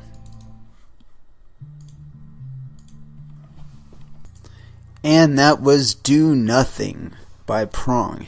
Man, I wish they would just do nothing. Especially where it applies to that fucking bill that I just read. Oh, Jesus Christ, that thing. I mean, you really gotta wonder, man. I mean, it's like, what fucking planet do these people live on that they're even thinking about this kind of legislation? But you know, it does tell you something. It tells you that they are fucking desperate. You are just not creating enough fucking GDP, people. They are convinced that they can track down the various ways that you're getting around them, and that you're really squirreling away billions of dollars worth of fucking financial activity that they're not getting a cut of, and god damn it, they want their cut. I mean, all that thing was really, all it was an expansion of what they can steal from you and under what circumstances. And it's fucking crazy shit. Anyway, I caught this other thing, and this is kind of this signaled to me a sense of kind of like burning the ladder after you've already climbed it kind of thing. And this one is on the Hill. It was written by Brandon Carter on 6/13/2017 at approximately 9:29 p.m. Eastern. I don't know what EDT is. I would suppose that I don't know. Anyway, this is on the Hill. Majority of Trump real estate sold to anonymous buyers. Analysis. The majority of real estate properties sold by President Trump's corporation since he clinched the Republican nomination for president have been purchased by shell companies, a new investigation has found. USA Today spent 6 months analyzing the transactions of every real estate property that Trump and his companies own and found that 70% of the purchasers were shell companies, which allow people to buy property without revealing the buyer's name. Only 4% of the buyers used shell companies in the 2 years before, according to the newspaper. Trump's businesses have sold $33 million in properties since Election Day last November, including 28 properties spanning New York, Las Vegas, and Los Angeles, according to the report. Profits from the sale of the properties go into a trust that is managed by Trump's sons, but which Trump is the sole beneficiary and can withdraw money from at his pleasure. The newspaper used public records to attempt to identify the buyers behind some of the transactions, which included a conservative blogger in Canada, a French-owned investment firm, and a Bangladeshi author.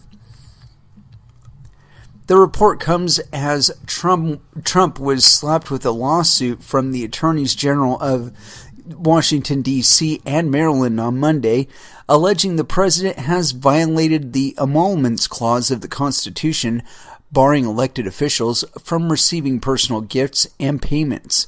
Ooh, I just saw something about that. Oh, shit. Oh, what the fuck? That's going to carry us out. That's going to do it. I had so many other tabs that I wanted to get to today, but this is so much more interesting. What was it? It shouldn't be too hard to find, really.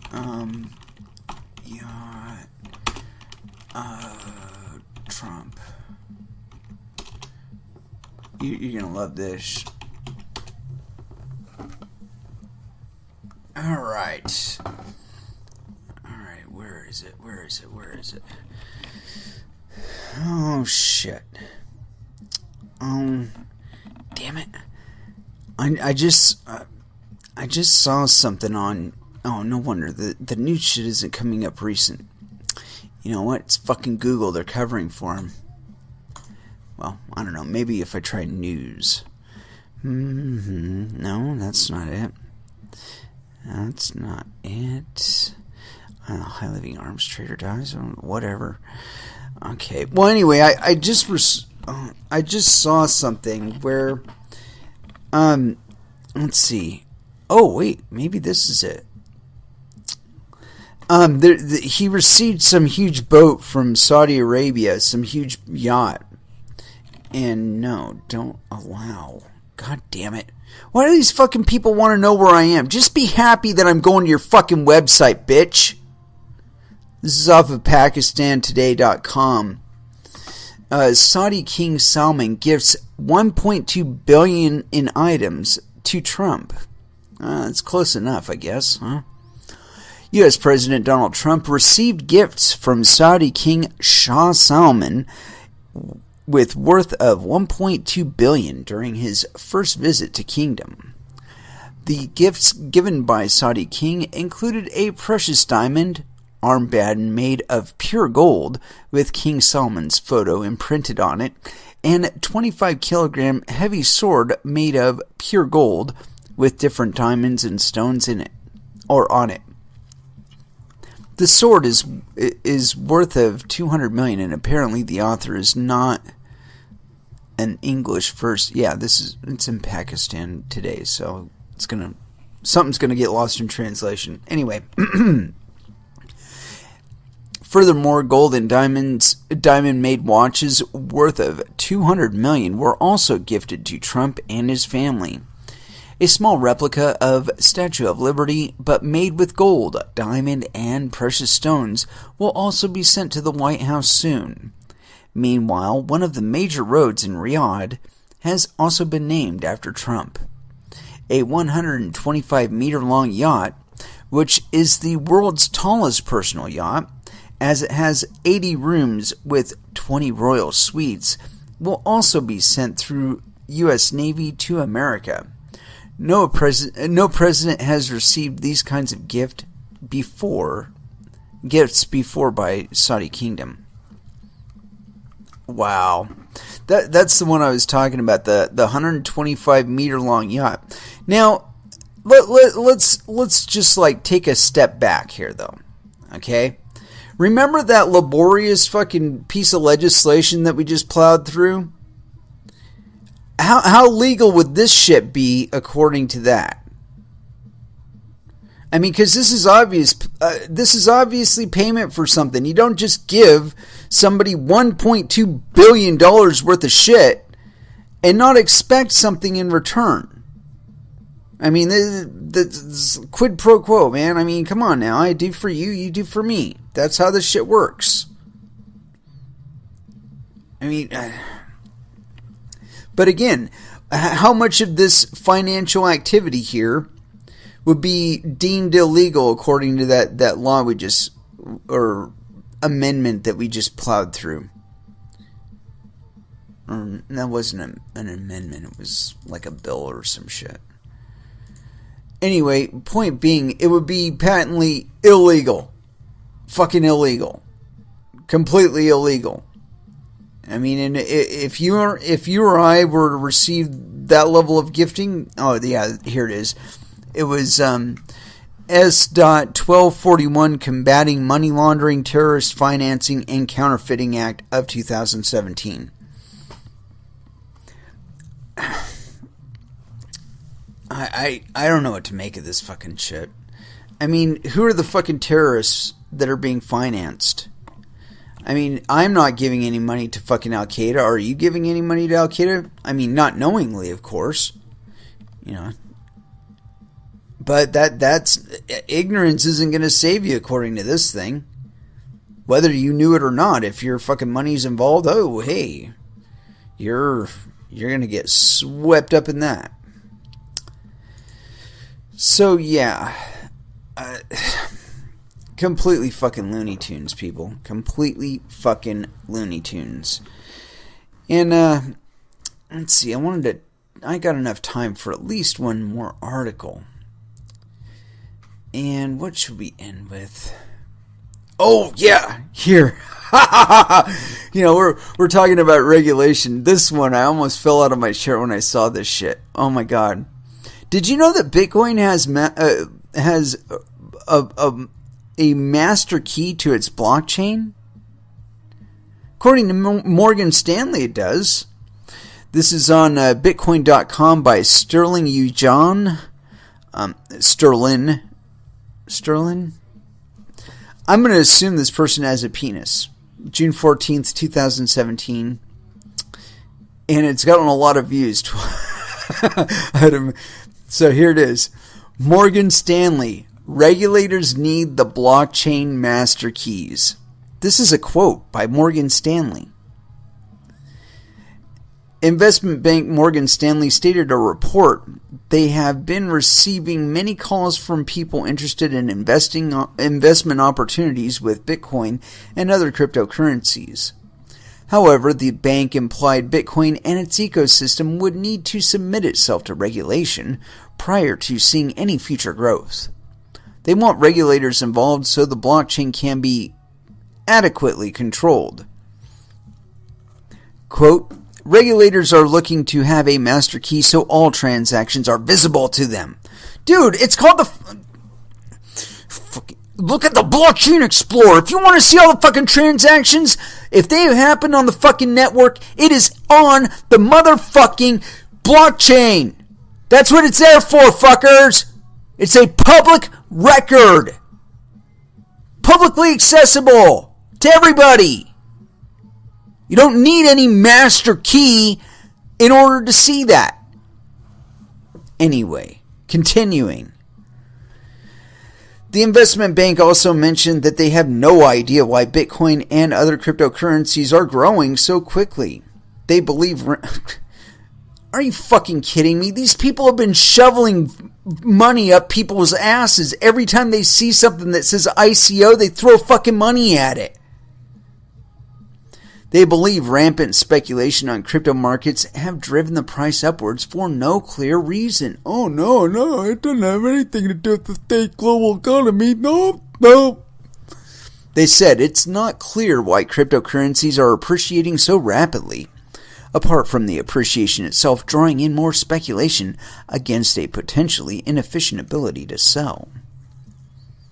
A MarketWatch article which quoted Morgan Stanley after further stated the blockchain is a quote-unquote centralized ledger that records all transactions and that the investment bank did not specify what regulations would be necessary. They simply announced that regulations and controls should be put in place. Morgan Stanley's interest in permissioned blockchains. Part of these regulations could involve Morgan Stanley's acceptance of, quote, permissioned blockchains, which they wrote about last May in a blog titled, quote-unquote, Banking on the Blockchain. They would create controlled blockchains only authorized individuals could access. If you put in their Lightning Network, you got it all figured out. This would allow them to maintain the prominence of their banking industry and adapt streamlined regulations while leveraging blockchain technology.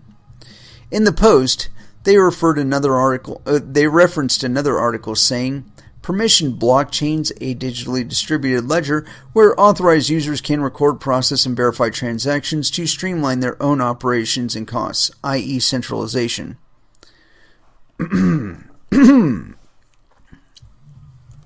Satoshi Nakamoto's original vision.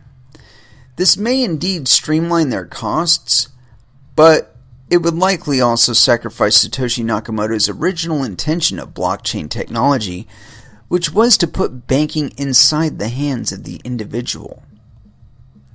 In the white paper, Satoshi said, commerce on the internet has come to rely almost exclusively on financial institutions serving as trusted third parties to process electronic payments, a job they do very, very lamely, or shittily, or there's another word. They're not very good at it.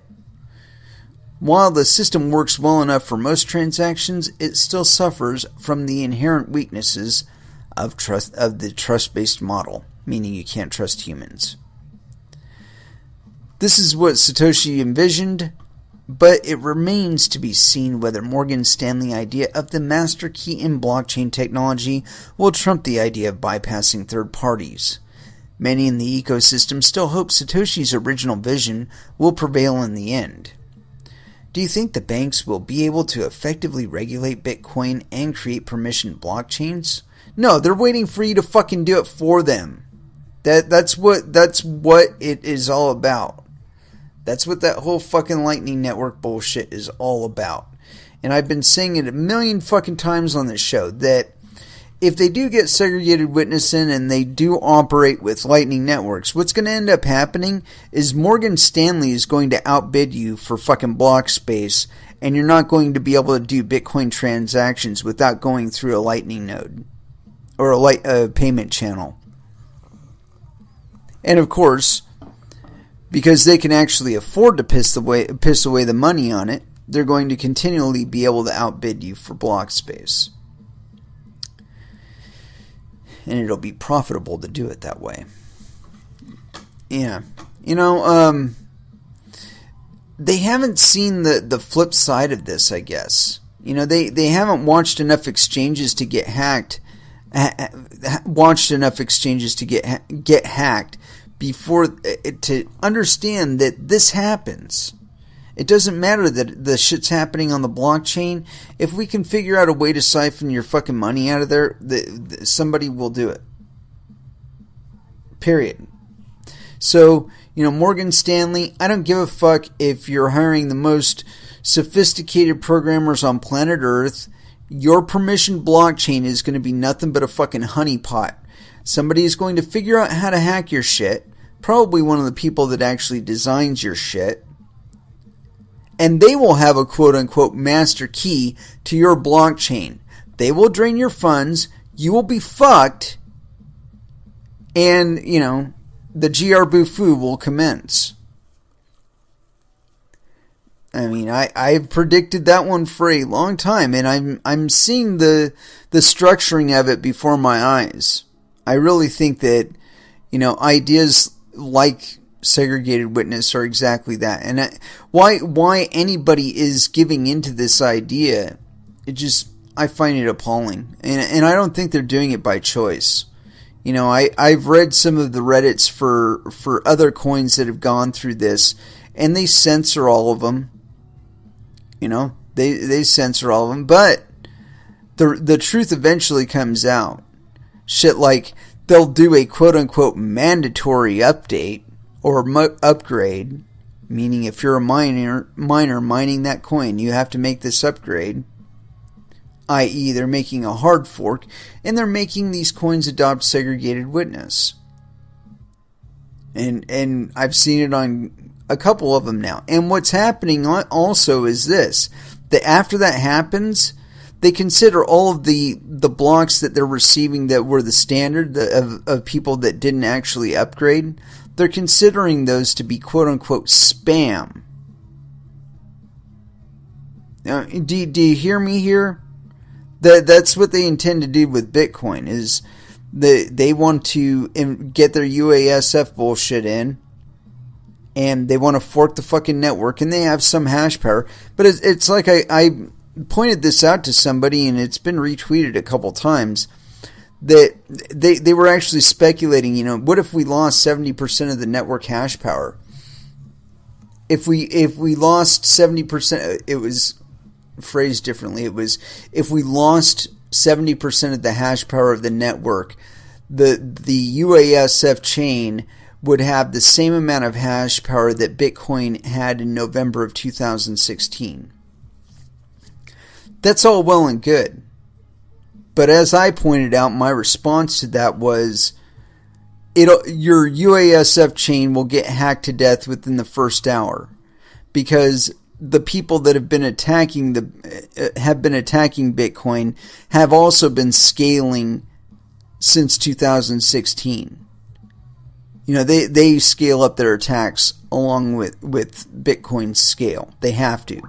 You know, if they want to try and successfully attack it, they have to upgrade their scale. Well, there you go. If you lose over half the network, you're not going to be able to sustain it. Currently, the fucking network is I think the last time I checked, it was 5 exahashes. So you lose 3 exahashes or so, or actually 3.5 exahashes out of your fucking network, and you think that the network that's currently sustaining against this attacks that you're going to be able to sustain against those attacks? You're fucking silly. You know, I pointed out to somebody else on here, I regularly get blocked by people on Twitter. And one of the things I got blocked about was they were saying something about a segregated witness working on test nets. And my response to that was, translation: the rubber ducky segregated witness floats when we put it into the kiddie pool. It can face the U.S. Navy on the daily. I mean, really, that's what they're saying is, you know, in our nice sandbox little quarantined environment, the thing functions. So, you know, it's going to work, right? You know, I'm sorry, no. A fucking planet full of people trying to hack the shit out of it isn't happening in your little fucking sandbox. And I don't care what your simulations say, and I don't care how many people you simulate attacking it. It's not enough. It's not the same as in the wild. That is why I said originally, when this whole shit started, you could fucking go back and you can look and you can find the quotes where I stated specifically the way to handle the segregated witness bullshit is to do it with an altcoin. You know, if all the developers that are for segregated witness had developed their own coin and just stood behind it, they would be a successfully traded coin by now. They would probably be on par with like Ethereum or certainly better than Litecoin, because the reputation they have means something. You know, if they're trying to entertain a specific group of individuals, which I feel like segregated witnesses entertaining specific individuals, I don't have their names or even the group that they are in, although I suspect they're of legacy finance. But anyway, they could be developing this fucking wonderbutt chain for Morgan Stanley and Goldman Sachs and all those guys that really, really, really want segregated witness to be stuffed in there. You know, and in that legislation that we read, you have to understand that they're trying to get ahead of us here. Okay? Whether or not that shit passes, I doubt it will, only because even though it will give them some sort of immunity, and that's what that last sentence did. It basically gave Trump immunity for all that bullshit that he received from Saudi Arabia. Yeah, that was backward immunity. Backward immunity to against prosecution for moving shit around illegally. And you know, I really hope that at some point people that believe in the law and believe in the Constitution will stand up to him and say, I'm sorry, Mr. President, this is just a step too far. This is most certainly a violation of the Constitution, and I'm not going to fucking do it. I'd really like to see that happen. Anyway, folks, I want to thank you all very much for listening. It was certainly arduous, especially through that legislation. But for those of you who stuck it out, I really appreciate your support.